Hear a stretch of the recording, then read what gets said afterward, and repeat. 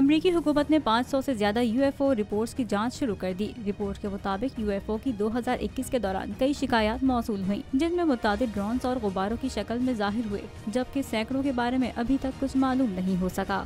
UFO unidentified object ये एक नामालूम उड़ने वाली चीज है, जिसे हाल ही में अमेरिकी हुक्काम ने एक नामालूम फिजाई रुझान का नाम दिया है। कोई भी ऐसा महसूस होने वाला फिजाई वाकया है जिसकी फौरी तौर पर शनाख्त या वजाहत नहीं की जा सकती हो।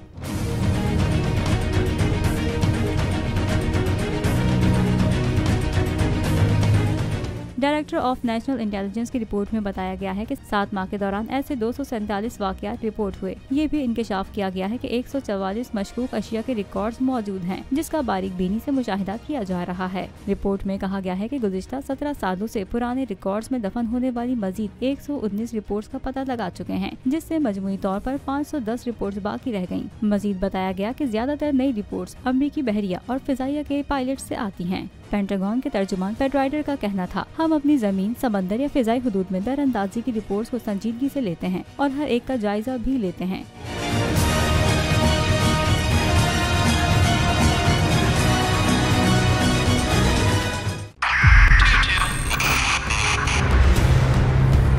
कैसे भी देखे गया पाकिस्तान की आवाम को। पाकिस्तान की आवाम को एक तोहफा ये दिया कि आवाम को पता चल गया कि पाकिस्तान का मीडिया क्या है। साल 2022 में सबसे ज्यादा देखे जाने वाला चैनल बोल्ड न्यूज रहा नंबर 1। हमने बहुत सारे शोज और ट्रांसमिशंस की, पूरा साल मुसलसल जदोजहद में निकल गया कि ये वोट ऑफ कॉन्फिडेंस के पीछे कौन लोग थे।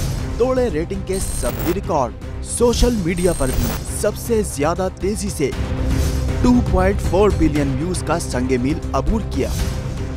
एंकर्स को भी आवाम में सबसे ज्यादा मकबूलियत मिली और सोशल मीडिया पर भी बोल रहा सब पर भारी। सब्सक्राइब करें और बेल दबाएं ताकि कोई खबर रह न जाए।